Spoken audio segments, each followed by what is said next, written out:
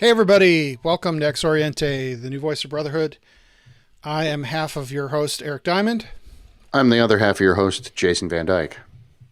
And how's your Memorial Day weekend going? It has been pretty good, thank you very much. How about you? Pretty good.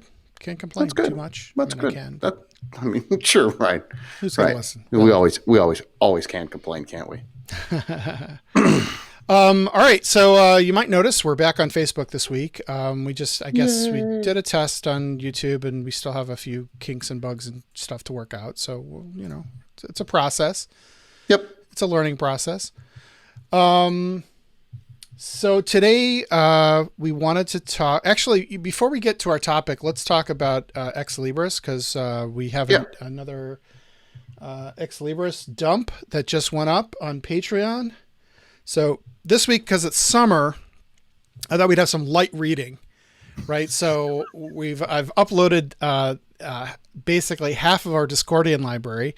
So for people who don't know, Discordianism was a kind of a religion. It started out as a fake religion back in the late 1960s, early 1970s. And they purport to worship the goddess Eris, but really what it is a parody of and kind of a mishmash of religions. But what's interesting about Discordianism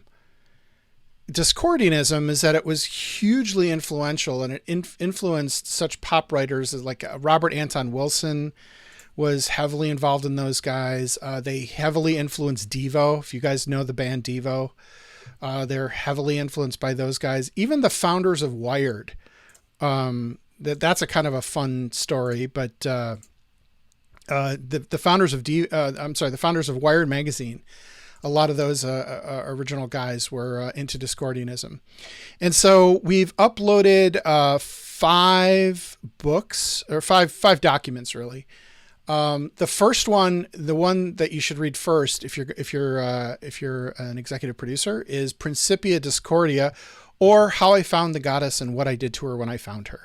It's hilarious. And so one of the great tenets of Discordianism, which I found endlessly amusing, was that you are to eat an uncooked hot dog on Friday. That is sort of like, Makes sense. Sort of like, Jews have their food on the Sabbath, and you're not supposed to eat, so the reason that you eat an uncooked hot dog on Friday is you're eating meat on Friday, so that's going to offend the Catholics. You're eating pork on Friday, which is going to offend the Jews and the Muslims. And you're eating an uncooked hot dog, which is going to offend everybody else in the world because it's disgusting. That's great. Right? That's fantastic. That's awesome. So yeah. So that's Principia Discordia, and the other books as well are kind of in a similar vein. It's very zany. It's very like kind of put together. If you've ever read the Book of the SubGenius, the guys from the Book of the SubGenius borrowed heavily from this style of documentation. And then it's good beach reading, good summer reading. All right. Yeah, I think that's a darn good choice. And Jeff Woolsey responds with the traditional greeting of the Discordians, which is Fnord. Fnord. So this week on X-Oriente, we're talking about Appendant Bodies. And originally we thought it'd be kind of fun to do like a debate, and we could have like another guest. And the problem is it's Memorial Day, and everybody's barbecuing. Yeah, nobody wants to come and play reindeer games with us. Yeah, that's okay. So we're going to be the debate, and I'm going to take the pro side, then the con side, then the pro side, then the con side, and then Jason will do the exact opposite. Right, exactly. We're just gonna yell at each other. That's right. We're going to yell at each other. Get off my lawn. Mm-hmm. Too many appendant bodies. So Appendant Bodies. So what do let's start for anybody who's out there who's listening who may not be a Mason and may not know what an appendant body is. I'm tilting my head because Mike just. Yeah, I don't understand that either. The Yeah. TMR petition guy, Yeah. Mike, explain. Anywho, so Jason, what is an appendant body? What is it? So it is a organization that requires you to be a master mason in order to join it. Mm-hmm. That's it. That's it. That's an appendant body right there. It just means that it is it derives its membership from the membership of the Blue Lodges. Can't get any more simple than that. Okay. So examples of appendant bodies are the Scottish Rite, the York Rite in all its glory, including the commandery. What is it? The something commandery. Come on, you can do this with me. There are There's three. The chapter. There you go. Chapter. The Royal Arch Chapter. Chapter Council. Cryptic Council. Correct. And then the commandery. The commandery, which is the Knights Templar. Which is Knights Templar. Mm-hmm. And so you've got that. That's the York Rite. Well, not entirely, right? Because we've got. Well, yeah. I mean, there's other stuff. We've got the rat trap, right? Sure. Right. Right. You have tons of other things too. This, that, and the other in between. So there is just trying to think of all the ones that I listen. The Shrine is an appendant body. The Tall Cedars of Lebanon. Who else am I thinking of? Who are the other weirdos with the pointy hats? The Psyots? No. I'm thinking of the Mystics. What are they? The Grotto? Yes, there you go. The Grotto. Let's see. A whole bunch of other ones. I mean, like they're almost countless how many there are. A lot of them are in York Rite side. A lot of those York Rite things are invite only. Mm-hmm. But they're all over the place. Then, like invite only York Rite things are like the Rosicrucians, the Allied Masonic Degrees, which is a whole bunch of things. But that's an invite deal. So it goes on and on and on and on. I mean, they are legion. They are legion. The appendant body. All right, so let's just for fun, let's see if we can list all of them. No, you can't. Well, let's see. That's like saying, hey, let's name some stars. Well, let's see. So we've got, Blue Lodge. Everybody knows about that. 3 degrees, right? You've got. All right. Okay. Yeah. You've got. Let's start with the Scottish Rite. There's 30. Okay. Actually, what? No, 28 degrees, right?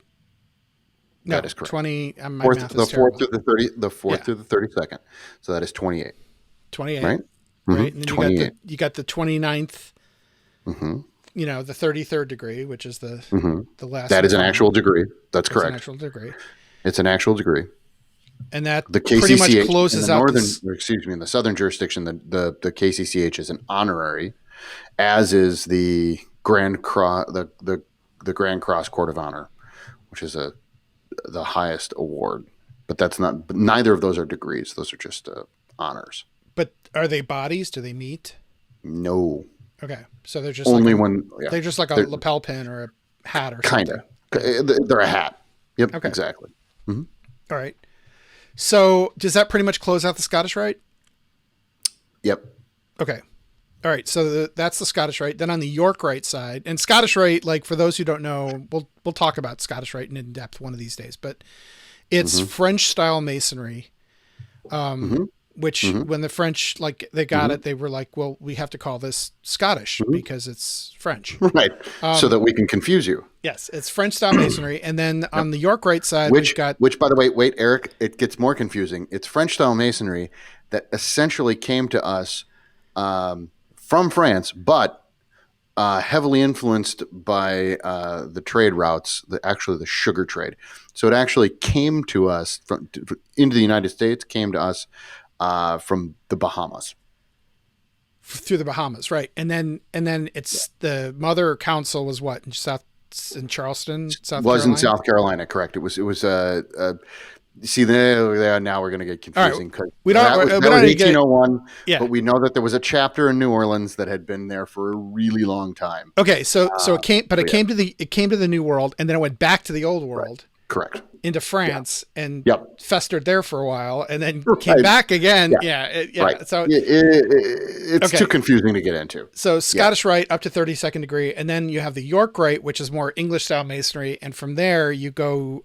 You've got now it depends on where you are, So because in Europe, in England, you have a lodge of Mark Masters.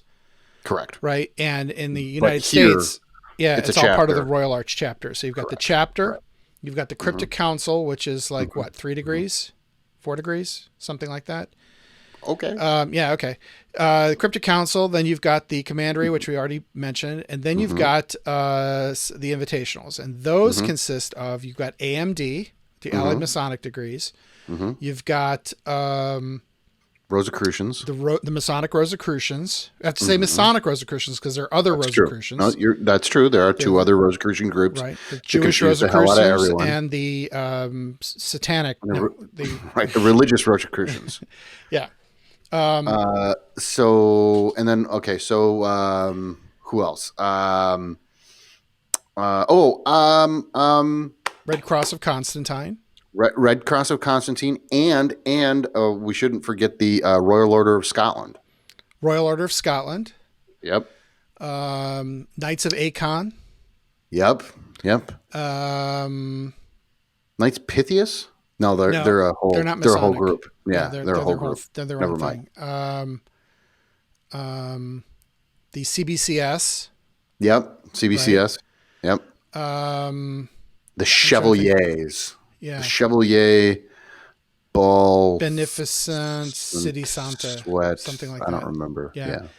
Okay. And then we have like the Holy Royal Arch Knight Templar Priests, which is got me. And then there's like the Templar. So yeah, there's one that's like they call it the Rat Trap, right? Because HKR. I don't know.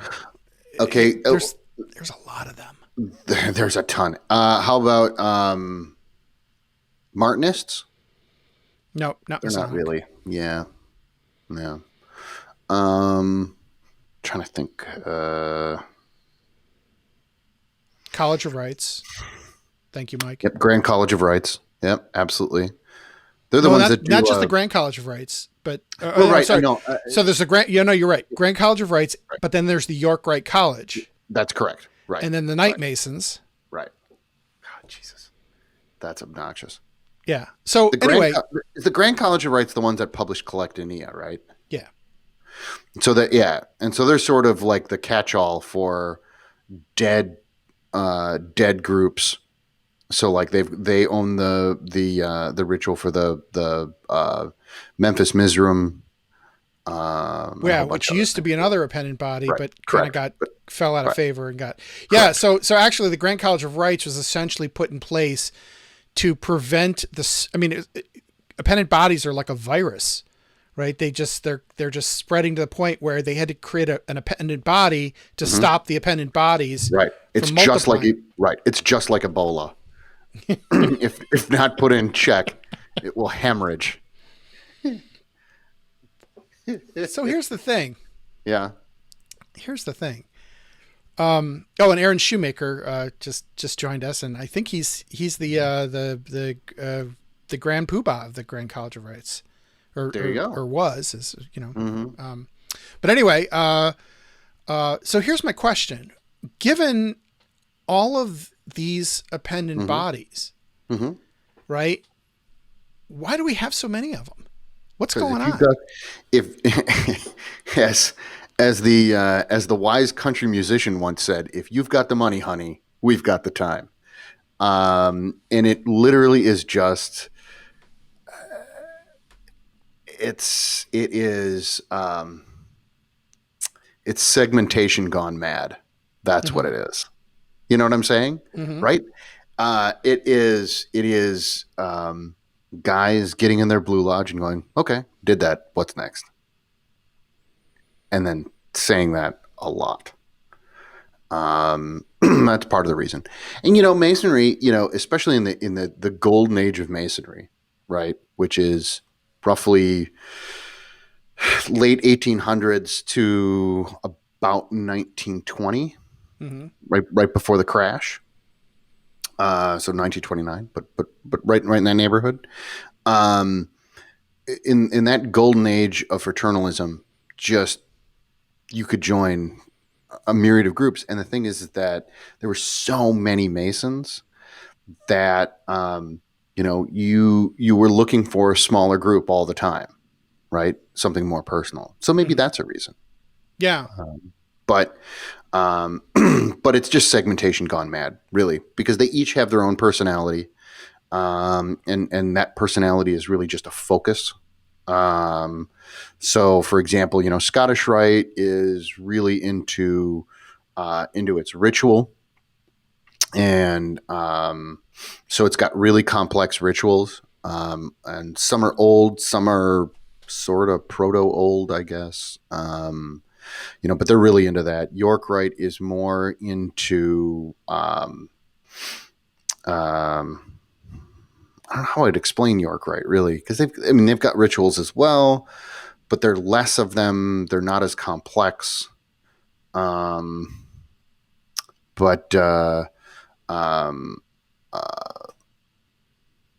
when you get up into into the commandery, that's all about the bling. It's all about wearing a Captain Crunch helmet and whipping out your sword. So I don't know. I wonder sometimes where they all came from, but I have this feeling that it's a natural outcropping of, up until, so in 1717, after the first Grand Lodge was formed, by 1723, actually, when the first Grand Lodge was formed, here's your little piece of trivia, kids. There were only 2 degrees: entered apprentice and fellow of the craft. By 1723, so just a few years later, that was when the 3rd degree started popping up. And right after that was you start seeing the 4th degree, the 5th degree, things like that. And so it was this sort of arms race. It was an escalation. And so I think that's kind of where it also comes from, which is, we all meet on the level. Some are on a different level than others. More level than others, right? Exactly. So, and honestly, that sounds terrible, but I think that's probably where it all kind of started from. Yeah, so. My sense of it is that when you have an organization where every 5th man in the country is a Mason, that's a lot of guys. It's insane, and there's just not enough participation to go around to keep people occupied. So they have these other outlets that you can. Sure. Right. And some of them, honestly, some of them were money makers. So the Scottish Rite for some time, they fought the Scottish Rite Southern Jurisdiction fought a rival organization that was dubbed Surnoism, and named after the guy. I can't remember his first name, but his last name is Surno. Right. And he was traveling around New York, and he was selling these degrees and making a decent penny at it. And it was basically him selling the Scottish Rite degrees. Scottish Rite got ticked. And part of the reason that the Southern and the Northern jurisdiction split off was in order to fight Surnoism. What the Southern jurisdiction was headquartered in Charleston, South Carolina, and they were far away from New York where this was happening. And when they split the Southern and Northern jurisdiction, the Northern jurisdiction originally headquartered itself in New York, directly to fight Surnoism. And we won. So there's no Surnoism left? No, there's not. So, and so that's, and thank you. Shoemaker points out Joseph Surno. And so, so some of these appendant bodies were moneymakers for people, more dues, more money. So I guess,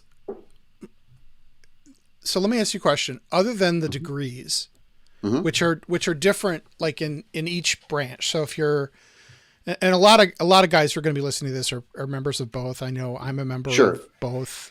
You're a member of both. Kinda. Kinda, sorta. Sure. But the degrees are very different. Like the Scottish Rite is mostly like a spectator sport kind of thing.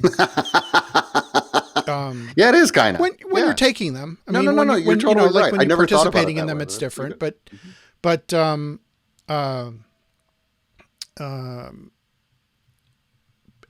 But the York Rite, they're much more closer to the style in which you would take a degree, say, in a Blue Lodge. Yeah. No, you know what? That's a good point. I agree with that. Definitely. And the Northern Masonic jurisdiction and the Southern Masonic jurisdiction of the Scottish Rite are vastly different from each other. But you're right. It's still a spectator sport on either one of those. Yeah. So that's kind of the character of the Appendant Bodies. And then there's basically, there's a couple of different categories of Appendant Bodies, right? So the first one are sort of, what I'll call, and I hate this word, but advanced degrees. Because there's really not a whole lot that's advanced about them as far as I'm concerned. They should have higher numbers.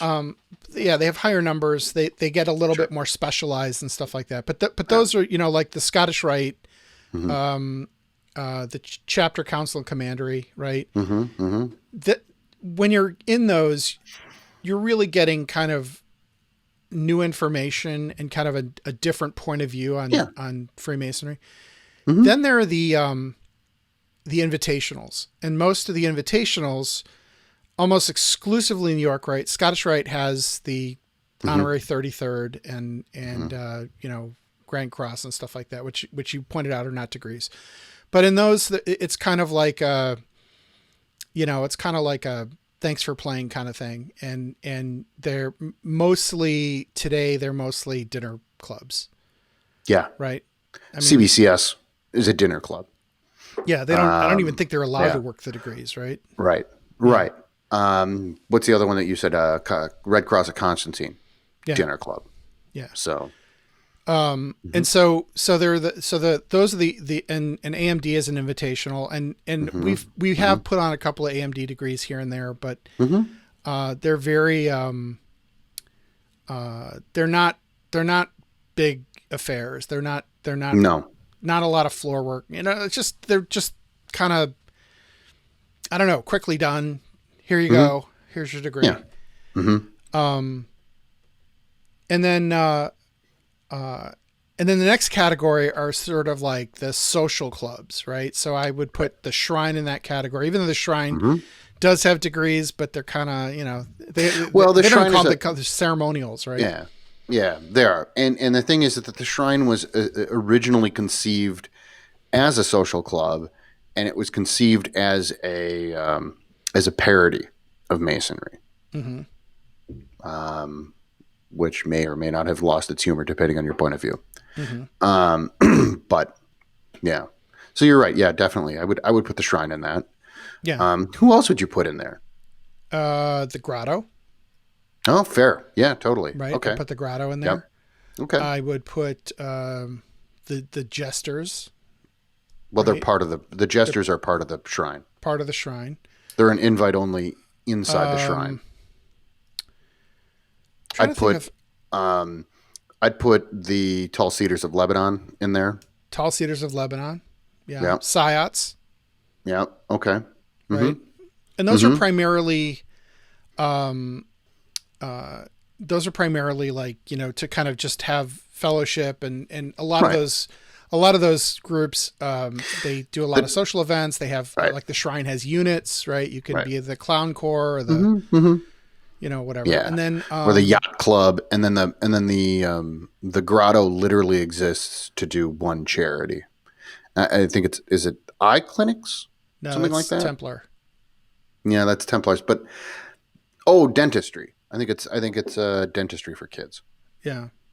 But anyhow, yeah, I mean that's all they do really. Yeah. And I don't even know if they have degrees. The grotto? Yeah, I have no idea. Yeah. And then there's another category which are sort of, and this is almost exclusive to the UK, which are fundraising degrees, right? So like and these are relatively new. So for example, the Order of the Scarlet Cord is an offshoot of one of the AMD degrees, which is the Order of David and Jonathan. And that is a relatively recent thing. I mean, I remember when they first started, I think they were in the UK for like 2 years. It's a way to raise money for some of the Masonic charities in the UK. That's cool. And then they came over here during Masonic Week and they started, and now they're kind of a fixture. So like now there's a Scarlet Cord here. There's another one called the Operatives. Yeah. Right. Which I've heard of them. Yeah. And they have a long name, like the company of Freemason, blah, blah. And their whole thing is that they try to be a little bit more like the livery companies that were in London. So, I attended a few of their degrees and, was a member for a little while, and they're, the character of those degrees, they're a lot more technical, like in terms of like the actual, like, like when you like use a square, you really learn how to use a square. You know what I mean? Like it's much more hands-on. Sure. Okay. Right. And so it's kind of fun. And then, I'm trying to think if there are any other types of appendant body. I don't think so. I think that I think that pretty much covers it. Yeah, I think so too. So here's the big question of the evening. Do we need them? Well, does no. Masonry, there was a time when Masonry did need them. Did we? I think so, because you had so many guys that you couldn't. Yeah, sure. Okay. Right. You couldn't, it would have done is when you have that many people in an organization, it turns the individual members into essentially a fan club, right? And it becomes a spectator sport. So without those outlets for guys like actually participating and, I mean, here's the thing, like even if you think about like, for example, a typical Scottish Rite reunion, you're putting on how many degrees? 5 or 6? No, there's, I think it is 5. The 4th, I got to do this. 4th, 14th, 20th. Oh, somebody pointed out OES. Yeah. The Order of Eastern Star, which is another appendant body, which actually allows women. Right. And you could sort of say demole, but it's not really Masonic. Not really. Strictly. Yeah. 4th, 14th, 20th, 28th.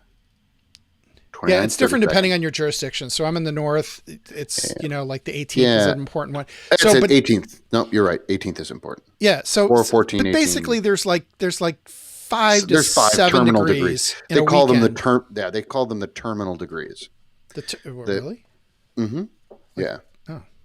Yeah. You have to do them. The terminal degrees. And so you do those over a weekend, and then the degrees in the middle of that are communicated to you. So in other words, someone stands up in front of you with an incredibly dry PowerPoint that they read off the slides. And that's how you go from 4th to 32nd. So they don't do that in 2 days. They don't do that. So in the north, what they do is they give you the required ones, and then every year they rotate. In each valley, they rotate the degrees that they put on. So if you go enough, you'll get all 28. Right. Oh, that's kind of cool. Yeah. That's really cool. So what that means, though, is that you got to figure in each degree, you've got maybe between 3 and 10 guys participating, right? Sure. Putting on the degree, right? You've got other people who are just sort of shepherding the candidates around, and you've got your black hats in the north and your MSA guys that are just sort of helping out. So there's a lot of participation that goes into those kinds of degrees. And in the York Rite, I mean, I know, I'm not a member of the commandery, but I know that the commander degrees are pretty involved, right? They require a lot of preparation and stuff. So there's a lot of participation that happens, that if you're a Mason in a world where there's tons and tons of Masons, there's something for you to do. And there's something that you can specialize in, right? And you could, for example, you can be that. Like there was a guy I remember who was a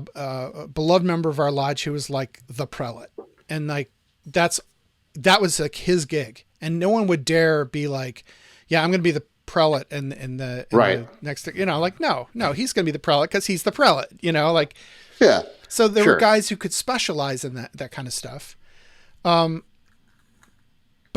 that was then. That was like in 1920 when we had every fifth guy being a Mason.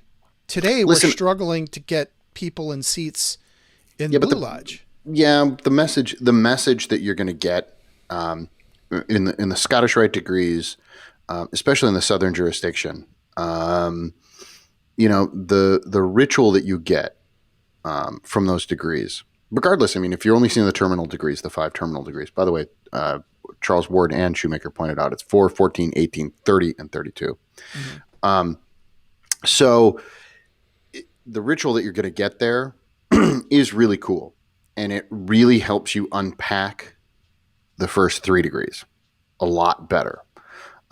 Makes you think about the lessons in those 3 degrees from a different angle through all of those degrees, right? And so it is really cool. It's really interesting. Can you give me an example without giving anything away?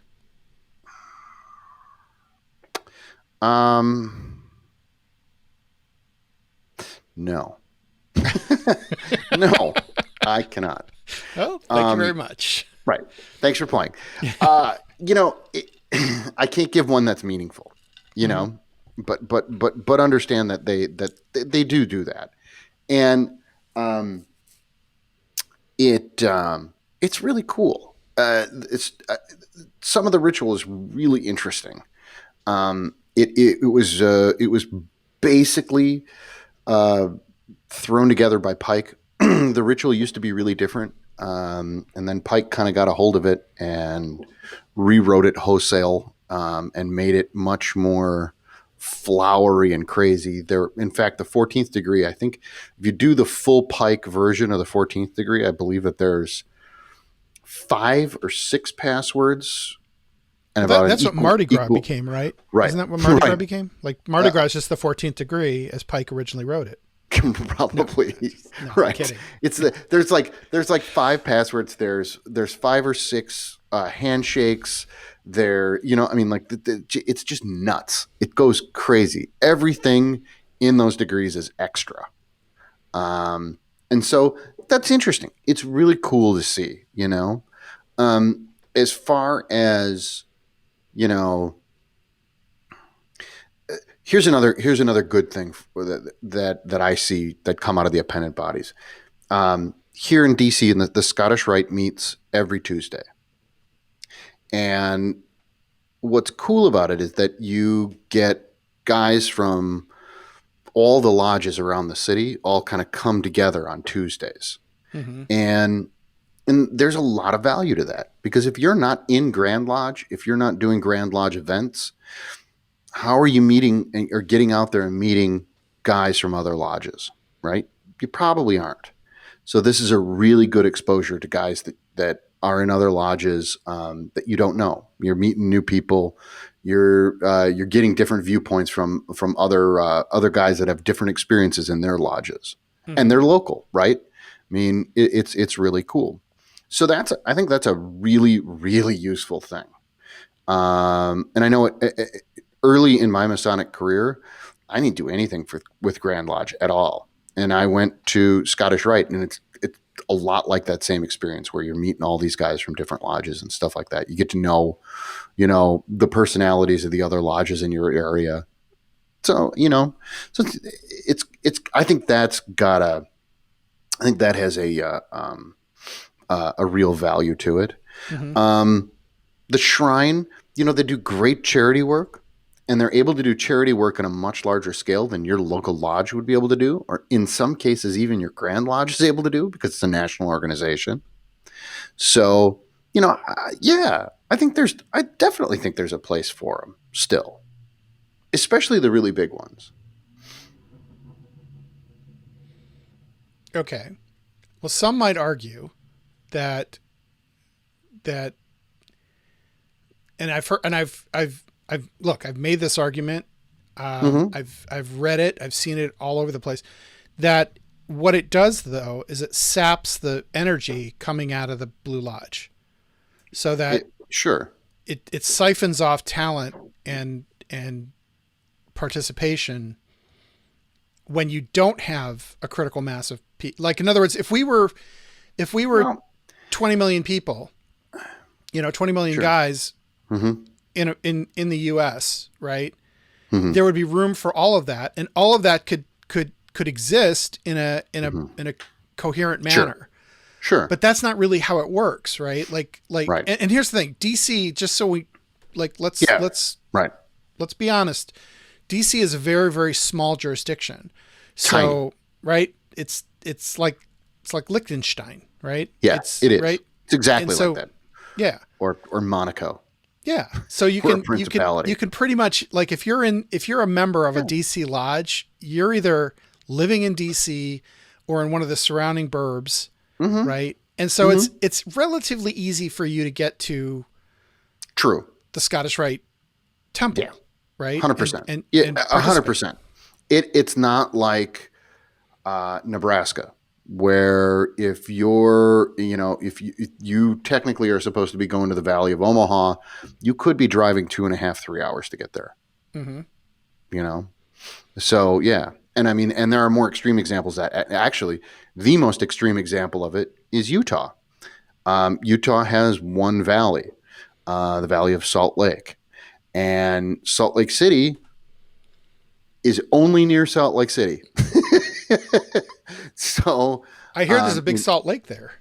Right. So in Utah, if you're in Provo, or if you're, give me a town that's way north, you're driving a really long way. I mean, a really long way to get to your valley for anything, So just throw out the window, I'm going to go to a meeting, because it's a 5-hour drive. Right. But hey, I'm going to make one reunion every couple years, maybe. Yeah. So yeah, and that's an experience for a lot of those guys. And a lot of these appendant bodies are like that, because most of these appendant bodies are not local, really. They're regional. And they're national body. They're nationally run, and so they've got little regions that are set up, instead of it being hyper local like a lodge is. Yeah, it's a fair. I mean, it's fair argument to make, but I also think it's unfair because. Listen, maybe that guy is an unhappy Mason in the Blue Lodge, and he goes in the front door and out the back in a year, right? But because he found an appendant body, he stays in the Blue Lodge. No, he doesn't participate, but he's still supporting the Blue Lodge, because he's maintaining his membership, he's paying his dues, right? And that's something. And I'm better with something than nothing. And I think it's too extreme to just say all Masonry is the Blue Lodge. Yeah, I have to stop here. So Patrick Craddock just joined us. Are you in London? He's like, am I in London? No, Patrick, it's special effects. That's right. The magic I'm virtually in London. That's right. The magic of the blue screen, Patrick. Yeah, I know. I wish I were in London, but yeah, maybe soon. Anyway, yeah. So the and that's sort of the that's sort of the struggle that I have, like, conceptually with this, right? Is that yes, it could do that, but then what it also does is it takes any sort of pressure off of the lodge to kind of get its act together. Mm-hmm. Right. And in fact, like, so my mother lodge, Oriental 33, like in 1973, Oriental actually moved into the Scottish Rite Cathedral in Chicago. Right. Mm-hmm. And it was seen at that time as basically a feeder for the Scottish Rite. Right. So guys would join that lodge, and it was expected that, like, the very next thing that they did when they were raised, like, it was like, let me shake your hand, let me buy you a drink. Oh, and here's a petition, you know? And so that was a feeder to both the Scottish Rite and then onto the shrine. Well, right. And so it used to be that in order to join the shrine, you had to be a Master Mason and a Scottish Rite Mason first. Or a Knight Templar. Correct. Or a Knight Templar. But but you had to be one or the other in order to join the shrine. And a lot of times guys were what they would call, you know, skipping rocks, and just getting and checking the boxes to get these degrees so that they could get into the shrine, because, you know, all of their buddies from work, you know, down at Sterling Cooper, they were all in the shrine and drinking vodka at noon. So they wanted to be doing that too. And so, like, so it was a huge deal. And then when the shrine dropped those requirements, I mean, the Scottish Rite near had a heart attack. I mean, I remember being there when they dropped the requirement. Yeah. And our membership went from, you know, a steady this way to down fast because people were checking boxes. And now the shrine is, and they have been flirting with this for like 6 years or so, are thinking about dropping the requirement to be a Mason at all. Because their membership numbers are bleak. So, you know, they're just looking at ways that they can keep the thing going. So I don't know, you know, so yeah, I mean, people were doing that. You know, I think though that if there's a downside to Appendant Bodies, it's the time sink that they are, and that concerns me. Right? Is how much is too much, you know, and guys really enjoy Masonry. Guys who really get into Masonry, start to get sucked into a lot of different organizations. They end up paying a lot of money in dues because they're part of a lot of different organizations. And all of their time is spent doing Masonry, right? Regardless of what flavor it is it Blue Lodge, is it Dependent Body stuff, is it bulb? It's just constant Masonry, you know? And I don't think that's real healthy. You know? But to make it worse, what makes it worse is that it's not Masonry that they're doing, right? Well, they're organizing. Right. Just hear me out. They're organizing golf outings. Yeah, right. They're you're dealing with caterers. You're right. You're right. It's organizationaling. Yeah. Yeah. Right. And so I think what you know, for me, the risk is that when you're an organization that is now as shrunken as we are, right? You've got, you know, generally you know, I kind of like think about it like the Pareto principle, right? So the Pareto principle is like, you know, it's 80-20. So like 80% of your, you know, profits come from 20% of your customers, right? That's exactly right. That's sort of the classic idea of the Pareto principle. In any given organization, you've got 20% of the guys who are, you know, they're go-getters. They're, you know, maybe they're alpha types, or maybe they're creative, or maybe they're, you know, you'll get a guy who's a professional actor and who's just he's a ringer at ritual, or you get a guy who, you know, knows how to program websites or podcasts or, you know, whatever. But like 20% of the guys in your organization are going to be those kinds of creative forces. And there's tremendous competition within Masonry for those guys, because those are the guys that are keeping the lights on and the wheels turning and the ritual going and the caterers showing up, right? Yeah, sure. And stuff like Yeah, that. And so I'll what buy happens that. is when you get a really talented guy, they get sucked into all of it, right? And it turns into burnout, right? And I Yeah, just it spoke does. to, you know, Richard Vere, by the way, just said that exact same thing and said this feeds into the Masonic burnout episode.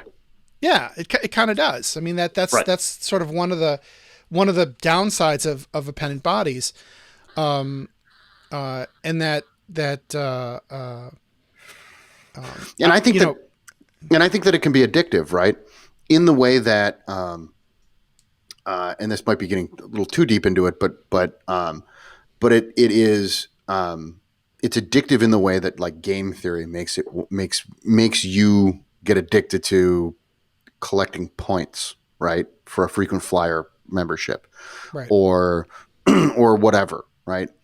It's addictive in that it's collect the degrees, get the badge, get the ribbon, get the apron, get and collect Pokemon, them. Yeah, yeah, absolutely. And so that becomes the focus, right? Is I'm a completist. And so now all of a sudden I've got this OCD to go through all of these degrees and see all this stuff, so that when, we're all sitting around at dinner before lodge one day and someone says, yeah, I heard of there's some stupid group called St. Thomas of Acon. And you can go, interesting. Glad you brought up Acon. I am a member. And let me tell you about the ritual and why it means so much. And so like, you know, it's that addiction yeah, that's bad. That's bad because all of a sudden you've taken something that should have been about introspection and self-improvement and sort of the betterment of mankind, and you've made it into a video game, and that's not what yeah, it is. yeah. Well, and you've basically forced these guys into burnout, Yeah. or you get a very small number of guys, maybe 1%, who who go, they join all the committees and they become a Grand Lodge officer and they go through the line, they become Grand Master, and there's a very small number of guys that do that. But man, by the time they're done, they are burned out, right? Sure. And so then there's this sort of crisis where you've got to kind of keep the whole thing going, right? So like if the Scottish Rite isn't able to attract, enough of those kinds of guys, it just starts to Sure. disintegrate, right? Yeah. It's really interesting that you say that too, right? I don't think he'd mind me telling this story. I hope not. Otherwise, he'll find me and kill me. But I was in an event last week on Wednesday at the Supreme Council, and they had bought a sword at auction. It was a sword that was presented by Benjamin B. French, who was the commissioner of buildings here in D.C. during the Civil War. Actually, it was a really important a politician. He was an important civil servant around the time of the Civil War. Invented yellow mustard. No, he did not. Different French. Okay. Different French. Different Okay. French. Right. Okay. Right. But for French he was really a huge Mason here in D.C. He was a big, important guy. He presented this sword to Albert Pike. You know who Albert Pike is, all of you. And if you don't, Yeah. I'm sorry. Shame on you. Yeah. Right. And so he had presented this sword to Pike. Now, what's interesting about it is it says, from Benjamin Brown French to General Albert Pike, comma, CSA. Yeah. And so it was given in 1861 in Washington, D.C. And it is the two of them just loved each other. They really, really liked each other a lot. But this sword was a symbol of this sort of universal brotherhood, that even during a terrible, bloody conflict, there was still brotherhood. There was still common ground to be had. At any rate, so the sword gets presented at the Scottish Rite, and they're giving it to the Scottish Rite for display, and the Sovereign Grand Commander did a whole thing there. And I had a chance to sit and talk with him for a little bit and to kind of catch up. For those of you who don't know, I worked for him for a long time, and we don't get to catch up a lot. And so we haven't talked in a couple months. And I just said to him, because as of the last conversation, he's retiring this year. And so in August, there will be a new Sovereign Grand Commander. And I said, hey, did you figure out what you're going to do yet? And he said, yes and no.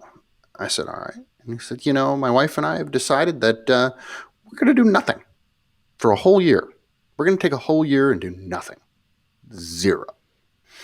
And he said, and I'm just going to disappear. And he said, and I need that. I need it bad. Hell yeah. Right. And I thought, man, good job. Good job for figuring that out. And he is, he is one of the most energetic, amazing guys I've ever met in my life. But he's tired, he puts up a good fight and has, but, he's been going hard for years. And, you've got to know when enough is enough. That's the moral of the story. He doesn't have to retire. He's retiring because it's time, and it's time for new leadership.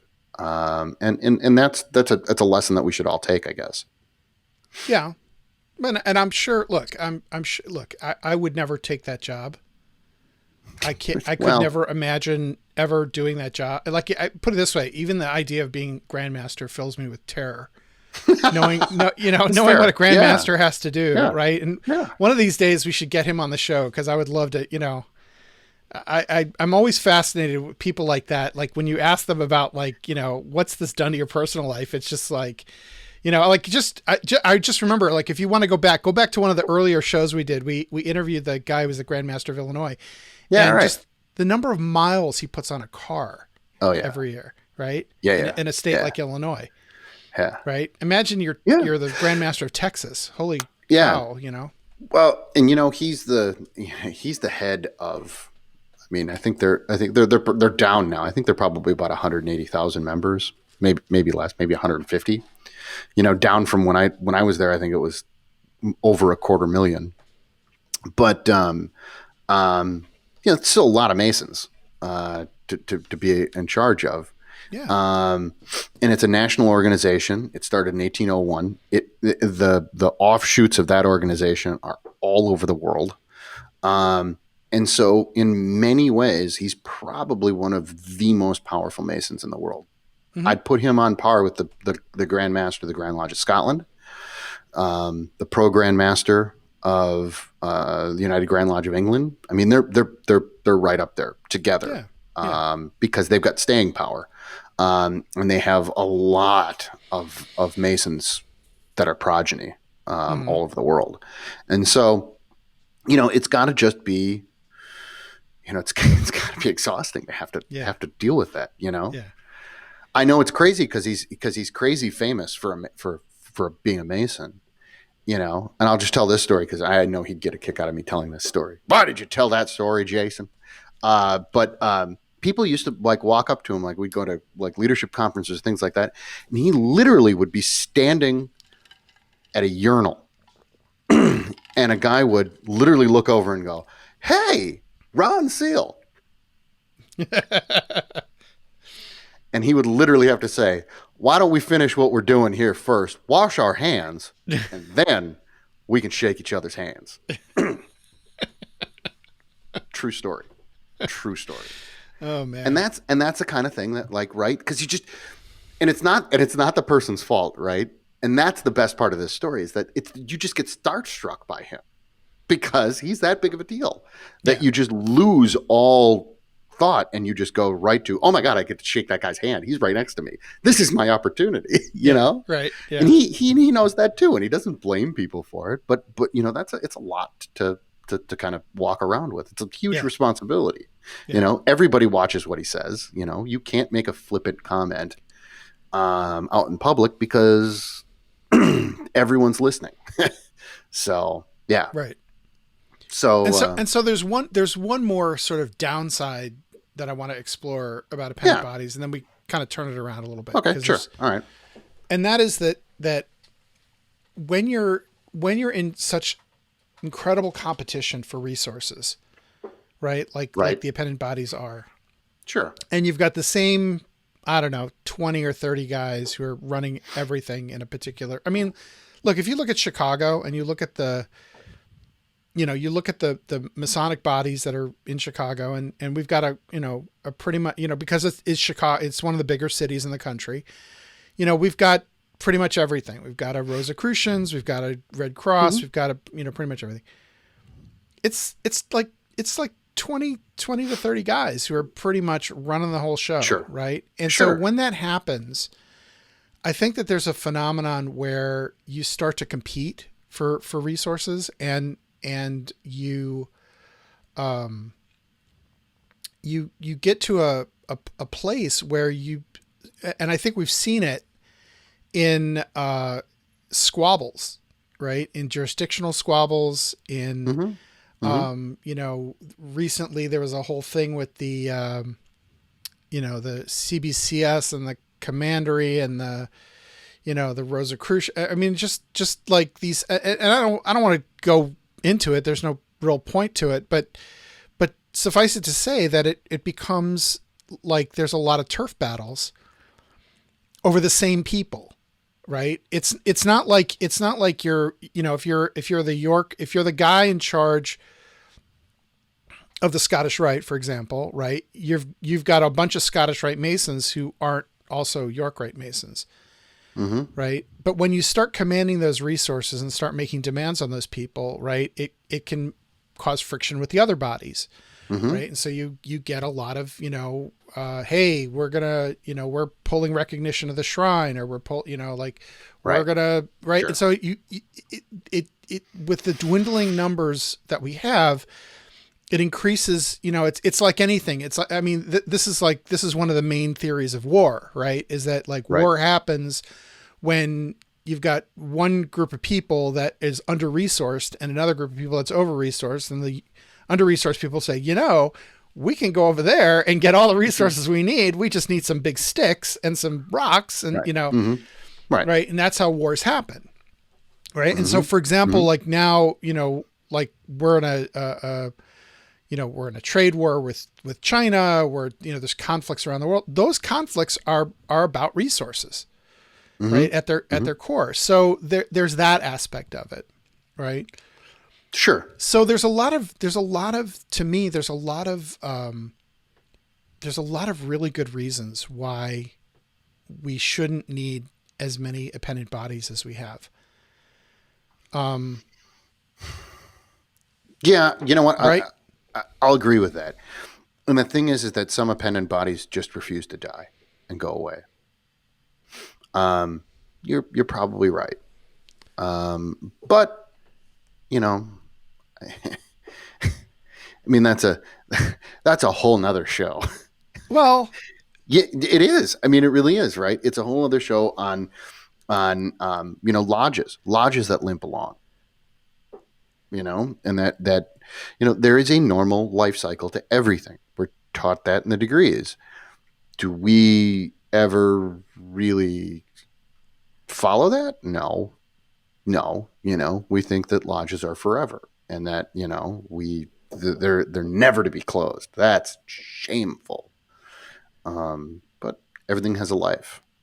Yeah. So, yeah. So hold that thought for us. Yeah. So hold that thought for a second, because in recent years, right, there's been kind of a bit of a turn. Mm-hmm. And one of the things that I've started to see, is that the Appendant Bodies are using their size and their, some of them anyway, they're using their size and their resources to actually make a contribution to Masonry. Sure. So, for example, Scottish Rite Research Society is an amazing scholarly resource, and one of the best deals going. I think it's like $65 a year. Do you know what the deals are? I don't. But that sounds about right. Someone out there in the chat room probably knows, but it's like it might even be cheaper than that. So for a yearly dues, you get a copy of Herodom, which is their annual journal. I want to You say it's get a 35 newsletter. actually. What's that? No, it's 55. Richard Veer said 55. 55. Okay, 55. It's So for silly deal. $55, you get a really good, really well vetted academic journal, which is the Heredom, right? Which is hardbound, looks great in a library. You get a newsletter, right? Quarterly. With quarterly newsletter, which The plumb with interesting line. stuff, right? The plumb line. It's got then- shorter scholarly articles. Yeah, but quality. Absolute. stuff, I mean, right? high quality. High quality.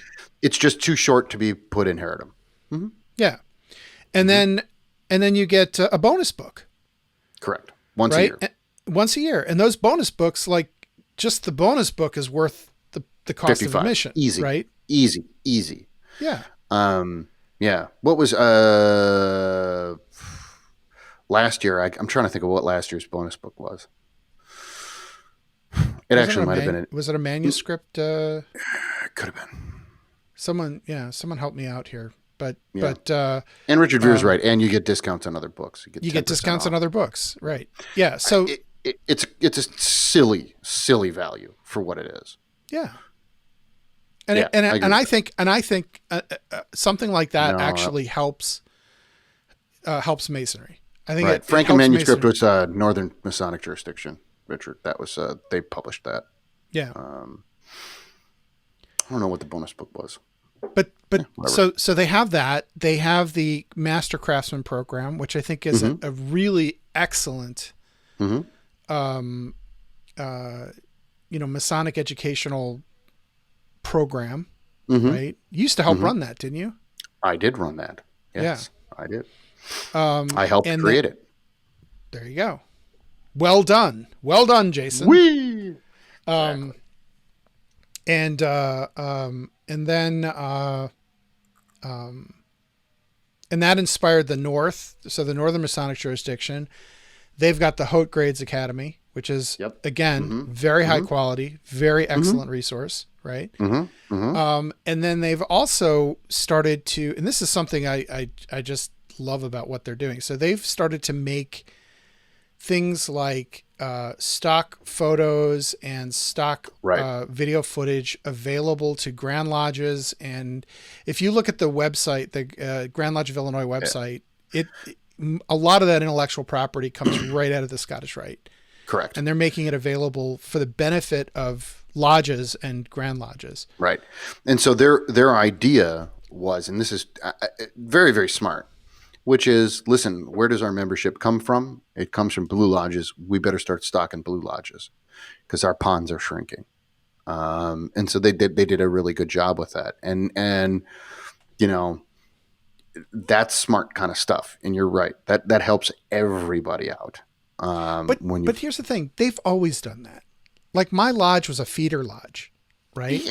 Yeah, sure. And the way that they did it was they gave our lodge kind of a sweetheart deal on rent. We had this beautiful building that we could, meet in, et cetera, et cetera. I think what they're doing is something different and something better. Right. Frankly. I agree. Yeah, I agree with that. I think it's bigger. It's much bigger.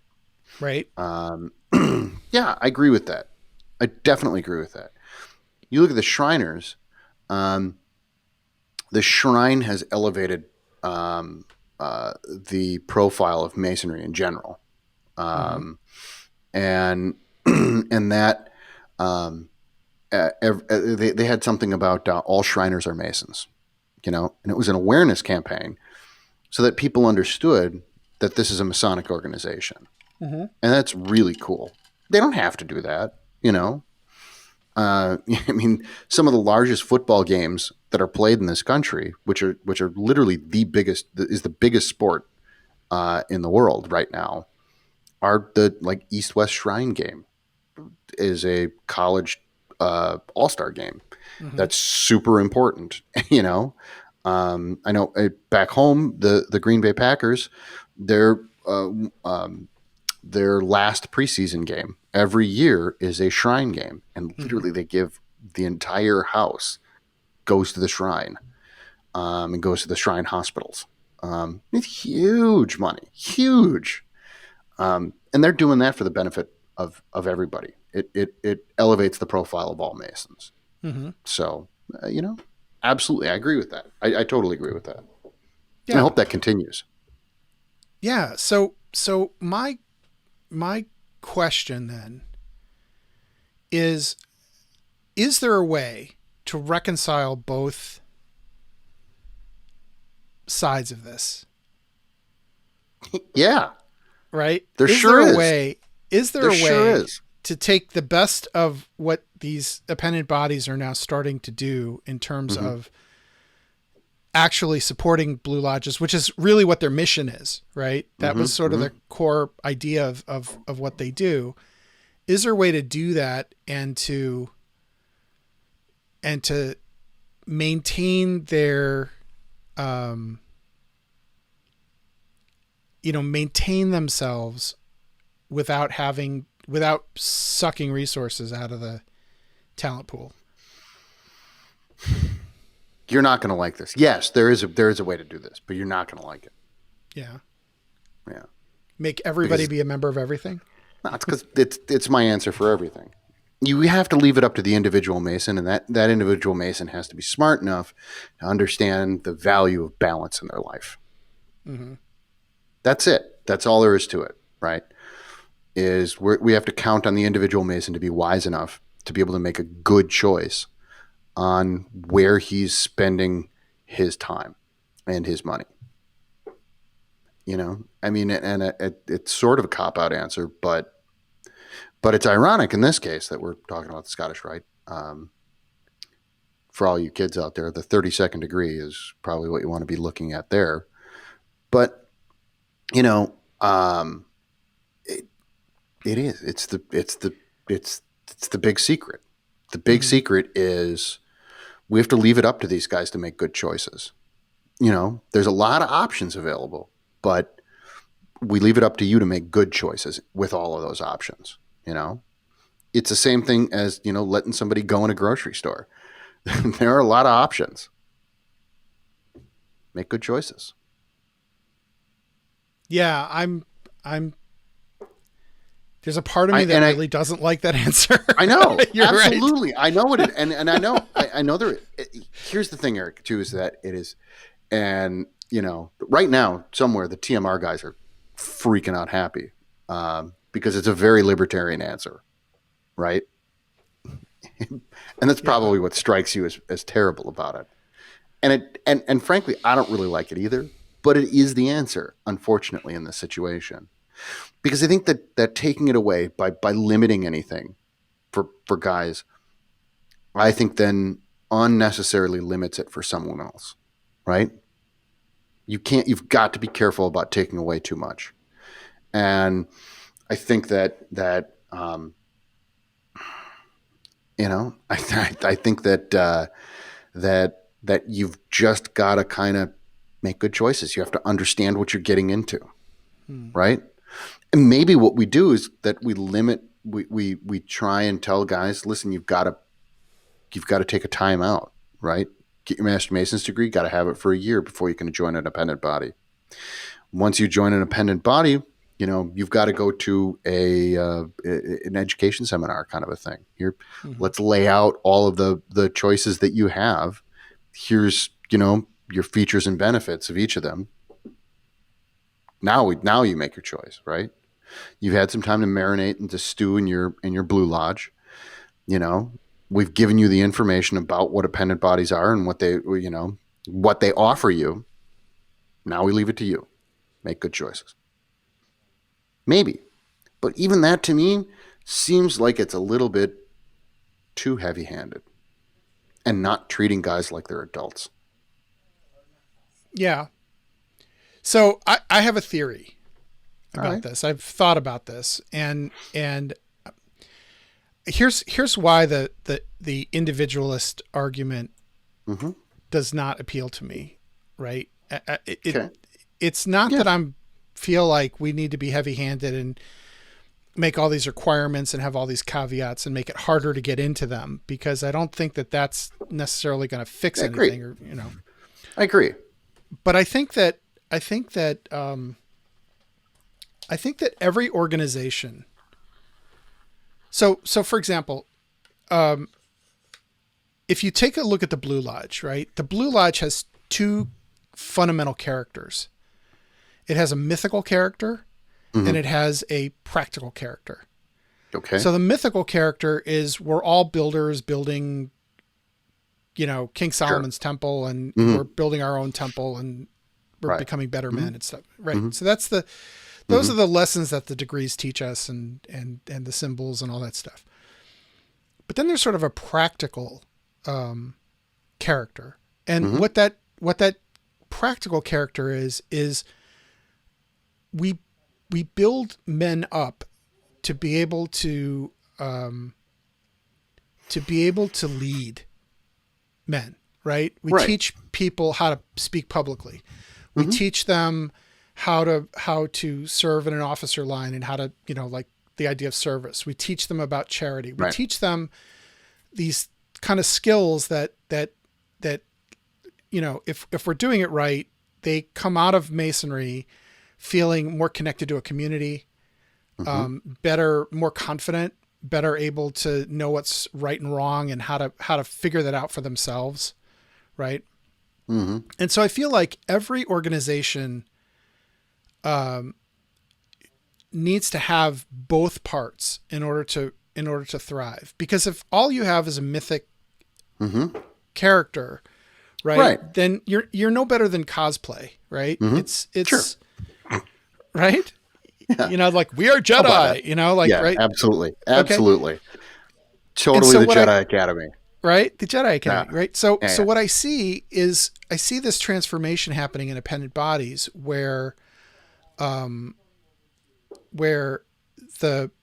smarter ones, the ones that are better resourced, are starting to understand that they need to have both. And what I'm starting to see, and please correct me if I'm wrong, is that, for example, the shrine really focuses its energy on sort of the charitable aspect of Masonry.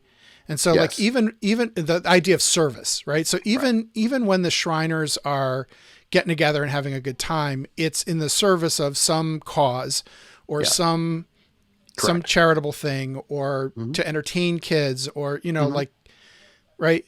The Scottish Rite is turning into like the university system for Freemasonry, right? They're becoming this educational and intellectual property resource that other Masons can sort of draw on to get, more, to get resources. Right. I'm not quite sure yet, like what the York Rite, I think they're kind of still figuring it out. Maybe it's sort of an esoteric bent to it, but I don't think they've yet figured out. And York Rite is a little bit more problematic because it's more fragmented. It's spread out. Yeah, I was going to say. You have like lots of different organizations in there. And so I think that every one of these organizations needs to have something. And so what that does is it creates a sense of the work, right? So if you're the kind of guy, if you're a theoretical thinker, if you're a writer, if you're a scholar, right, you're going to gravitate into the Scottish Rite because that's where that work is being done. Right. If you're an esotericist, right, you might gravitate toward the Rosicrucians because that's where that work is being done. If you're into charity, you're going to gravitate into that because that's where the work is being done. And to the extent that these organizations have a mission that goes beyond just more enlightened Masonry, or, making good men better, or, carrying on a 300-year-old tradition of, Knights of Acon or something, like whatever those things are, to the extent that there's a mission that provides the type of work that a guy who comes into Blue Lodge says, I can do that. Right. Maybe one appendant body could be that, like, for guys who make things, right? Like material culture. Right. And so you'd have this appendant body and say, we are dedicated to the building arts, and we're going to create a core of guys that go around and repair lodge buildings, or you know what I mean? We'll call like, ourselves or the help, operatives. Trademark. yeah, exactly. See my point, right? So but Yeah.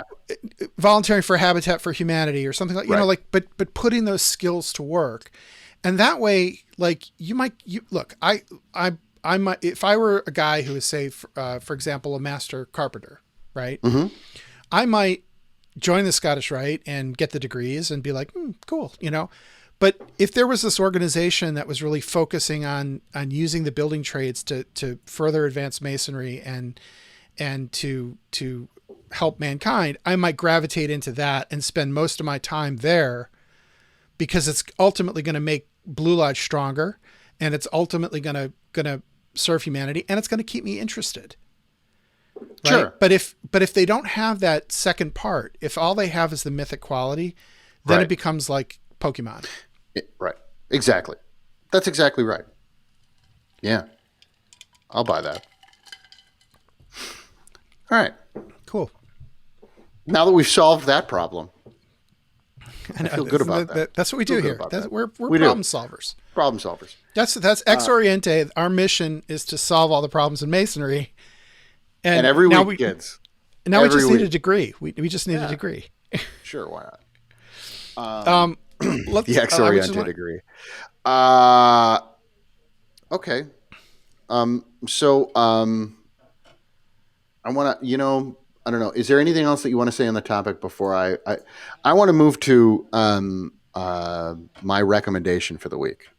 But I'm just scrolling through the social media comments to see if good. there's anything. Okay. Anything we need to hit? I liked a couple of things in there. Yeah, I think we've covered. I think so too. Most of it. Yeah.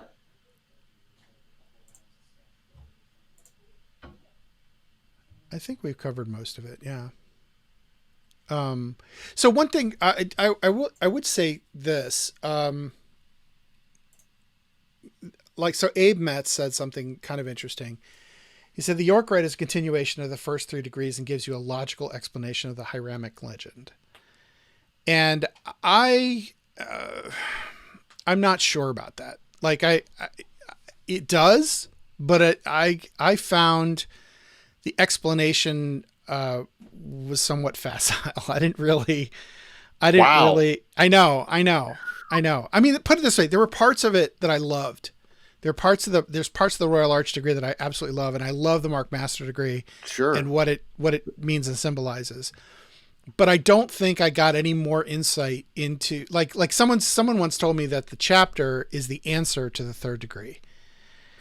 And I'm like, oh, I don't know. That might be a bit of a stretch. Yeah. But that's a topic for another show. But thank you, Abe, for that comment. And that's something I would love to explore with someone who's more of an expert on it. But, yeah. All right. You have a pick of the week. I do have a pick of the week.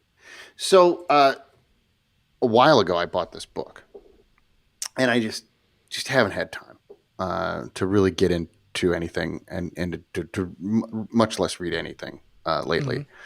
Mm-hmm. But I found myself at the pool this weekend and able to devote a couple hours to some reading. Mm-hmm. And so I was reading a book by a guy named Michael Pollan, who wrote a book called The Omnivore's Dilemma, which is a great book. You should read it. He's a science writer. Really interesting stuff. This book is How to Change Your Mind. Love this book. It's so damn good. It is so damn good. And it is it's a fascinating subject. Essentially what it's about is it's about mushrooms. It's about magic mushrooms. And it is about people's revelations that they have when they take high dosages of magic mushrooms. And it's really interesting. I mean, it is really interesting. because it really has more to do. They're doing lots and lots of testing on this stuff. They used to do it in the '60s um, until it got a bad name. Timothy Leary. If a lot of people maybe have heard of him, I met he him was once. famous. Did you really? Yeah, I did. He was a nut job. I mean, he was a legit smart man. He was a PhD. He was a scientist. He actually knew what he was doing, and he did early experimentations on LSD and other psychotropics at Harvard until he was he was a very outgoing person, so much so that he loved the spotlight and would take the spotlight any way that he could, until he finally embarrassed the living hell out of Harvard. He did some terrible experiments that really weren't very they weren't very Scientific. rigorous. Yeah, rigorous in their use of the scientific method. And so he basically was defrocked, kicked out.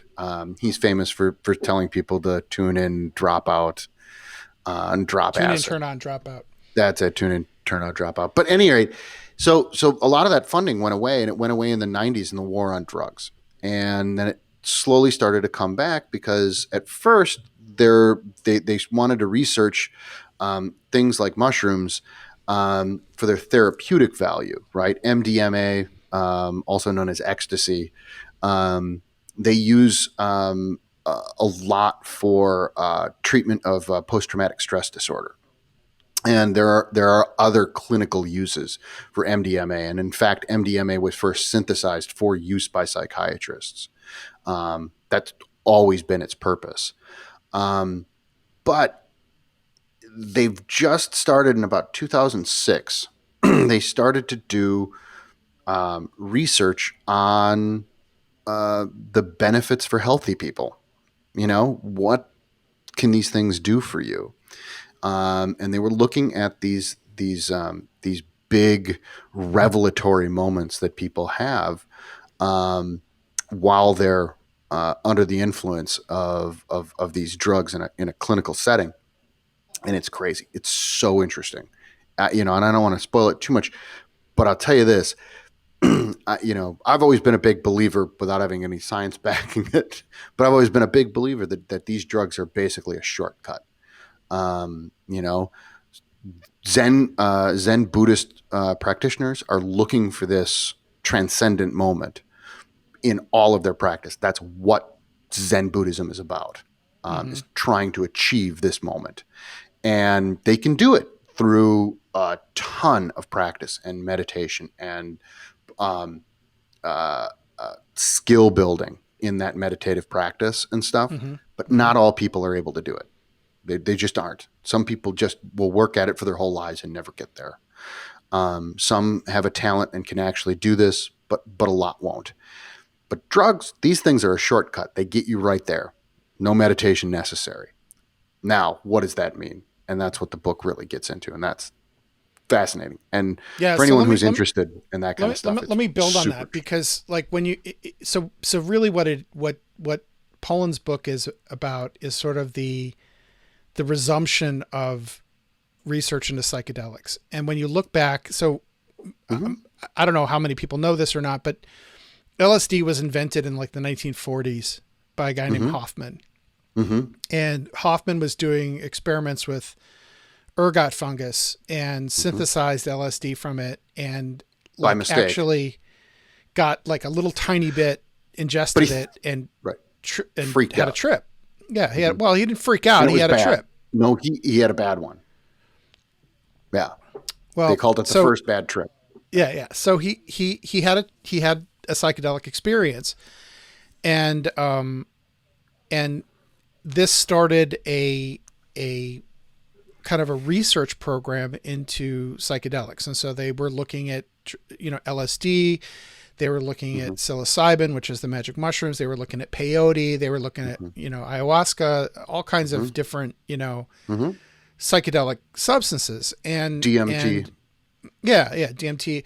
And so what happened though, is that, the the idea of a psychedelic experience is that it's an ego destroying experience. And this is what you do when you're trying to meditate, right? You're trying to get out of your own head, and you're trying to, have this, this experience where the ego kind of falls away. And what psychedelics do is they take care of that in a very direct and very, very like bam way. Right. And so, so what happened was people, cause I talked with Leary about this, a little bit, when I met him, and, basically what happened is that a lot of these guys in the 60s had these experiences and were like really excited by them. And because they tried them out themselves, right, they got really enthusiastic. And they, again, correct. These guys were doing it in a controlled environment, standardized dosages, synthesized, absolutely. Like they would, they weren't literally like medical doctors standing next to them. Yeah. They weren't like grinding up mushrooms and throwing them into orange juice and, stuff like that. They were like, they knew exactly what they were taking.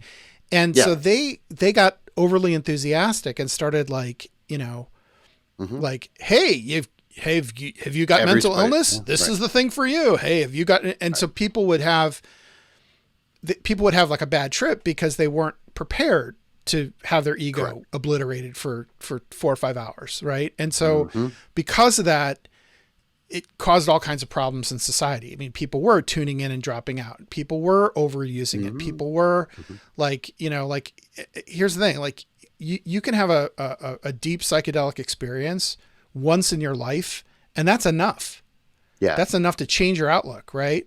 But people are doing it like every weekend. Right. And so it's right. It's not meant to be like that. Right. And so what happened, so it caused a lot of problems, and eventually, the government looked into these as like, maybe we can use it as a truth serum. Maybe we can use it as a weapon. Maybe, and it just sort of gave everybody a bad taste in their mouth, and they made and they made the Unabomber from it.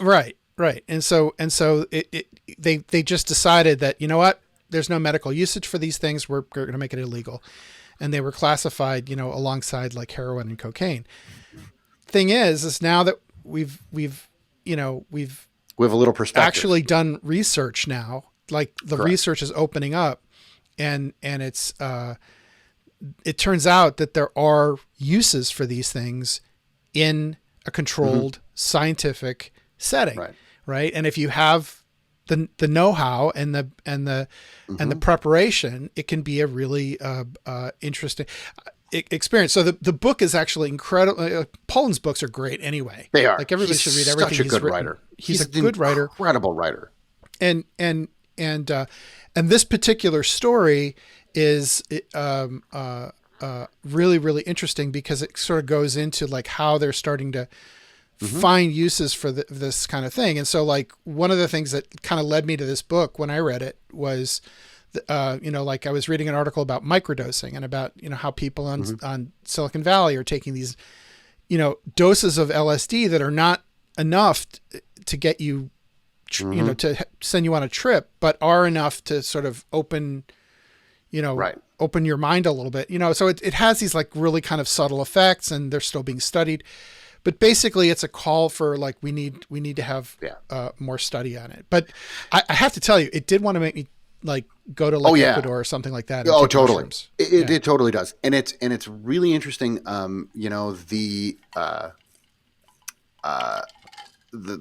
things that they get into about the experiences and what these people walk away from these experiences and what ends up happening to them is fascinating. I mean, it's really cool.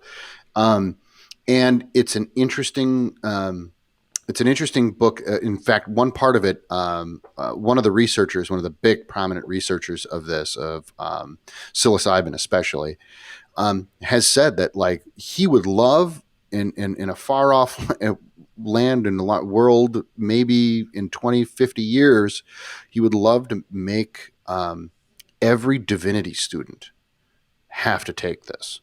And the reason being is because he said it gets to that lizard brain spot that pretty much everyone goes, yeah, that's where religion comes from. That's where the experience of the mystical comes from. And he's like, every divinity student should have to experience that so that they know what they're teaching and what they're trying to convey, which is fascinating to me. Yeah, fascinating. It's a very interesting. Yeah. It's a very interesting book. All right. So my pick of the week. Okay. Is a book. It's actually a short read, but it's a great read. It's by William Manchester. Okay. William Manchester was a historian. He's no longer with us, but he was a historian. He wrote the definitive biography of Winston Churchill called The Last Lion, which is a 3-volume. Oh, sure. Yeah. Okay. Like it's a good foot thick of Winston Churchill's biography, and it's great. I mean, I tore through it one summer. But he came down with cancer. And while he was being treated for cancer, he didn't have enough energy to write. This is the kind of guy he was. He didn't have enough energy to write, continue the biography. So he kind of put it on hold for a little while. Right. And he wrote another book. And the book, and this is like a shorter book, but it's a book called A World Lit Only by Fire. And it's a book about the moment that we went from being medieval to being modern, and what changed. Like how did thought, because if you think about it, like the medieval mindset is everything revolves around God. God is the center of everything.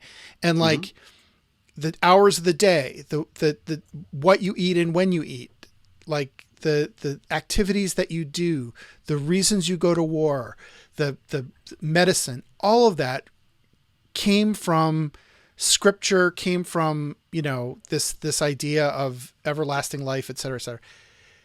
Everything revolved around that. And at a certain point in about like the late 1400s, early 1500s, that started to change.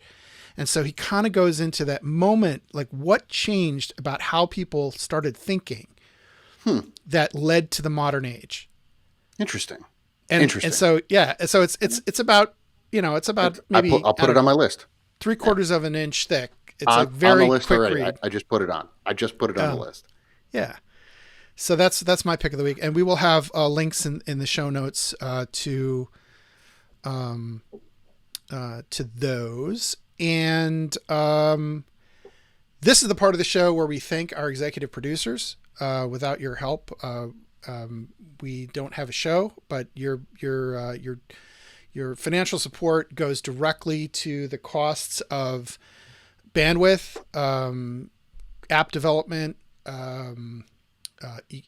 equipment. We're just about to send Jason a whole bunch of equipment to make the experience on this half of the screen better. And at some point, I swear to God, Jason, at some point I'm going to come to DC with a green screen, and it's going to be glorious. Green screen in my kitchen, for God's sakes. Yeah, it'll be great. You'll love it. It's going to be terrible. Because you'll be able to cook in Paris. It'll be fantastic.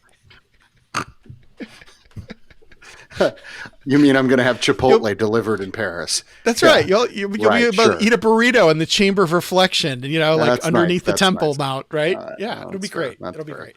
All right. But anyway, if you'd like to become an executive producer and help the show out, you can do that by going to our Patreon page. It's patreon.com/X-Oriente. And also, if you become an executive producer, you will have access to the Ex Libris library. There's a few titles out there now. We're going to be releasing more and more. I think we're going to step it up because at first we were like, well, we'll just pick and choose and stuff like. Now I think we're just going to go, you know what? We're going to do all of this guy's work. We'll just throw it up there just to have it there. But you'll be able to access those that esoteric library. It's over 2,400 volumes. 2,400 documents of esoteric philosophy and good stuff, both Masonic and in some cases, and just crazy, quite unmasonic. Just plain nuts. But interesting stuff. So thank you to our executive producers. if you like the show, please go to wherever you get a podcast, go to the iTunes store, leave us a recommendation. One thing I will ask, if you're listening to this, one of the things we'd like to do, we have as a goal, is to move the show over to YouTube. A lot of people have said that they'd rather see it on YouTube because they can watch it on their big screen TV. They have more options to view it. The problem is that when we go live, one of the reasons that we do this show live and we do it with some video is because we get comments and we get to bring those voices into the show. And YouTube actually has a better commenting system than Facebook does. But the problem is that when we go live, Facebook's where everybody is, right? So if you're listening to this, go right now to our YouTube channel. It's youtube.com/X-Oriente. And just hit subscribe. Hit subscribe, hit the notification bell, so you'll be notified when we go live, and we'll make that transition, and then you'll be notified. We're doing the show on Monday just because it was a holiday weekend and Jason was away. But normally we're gonna try like hell to do this on a regular basis on Sunday nights. Sometimes life gets in the way, but we're going to really do our best to be more consistent with when we go live. And we'd really love to see you there because your voice adds to the quality of the show and makes it more fun and more interesting. And somebody has to give us all the facts and the details and it's true. It's true. Cause we clearly don't know anything. So yeah. And 100%. you guys who are here tonight have been absolutely great in contributing to the conversation, and we want more of that. So YouTube will be able to do that on YouTube. So go ahead and go to YouTube channel. It's youtube.com/X-Oriente. We'll put that in the show notes too. And just hit subscribe and hit the bell so that you'll be notified, and we'll make sure. I think next week what we might try to do is try to simultaneously live stream. It might be too much bandwidth. We'll have to see if the show can survive being streamed two places simultaneously. But we'll give it a shot. Why not? See. Anyway, until then, have you got anything else? Any plugs? I got nothing. Nothing. No plugs. No nothing. Fantastic. That's it. Listen, you guys, have a great rest of your weekend, your long holiday weekend, and enjoy your short week. Enjoy the summer. Summer's starting. I can wear my white shoes now. This is going to be great. That's right. Woohoo! And my Bermuda shorts. Finally, it's time for white shoes. And thanks everybody. We'll see you next time. Fiat Vox. Fiat Vox. Good night, guys.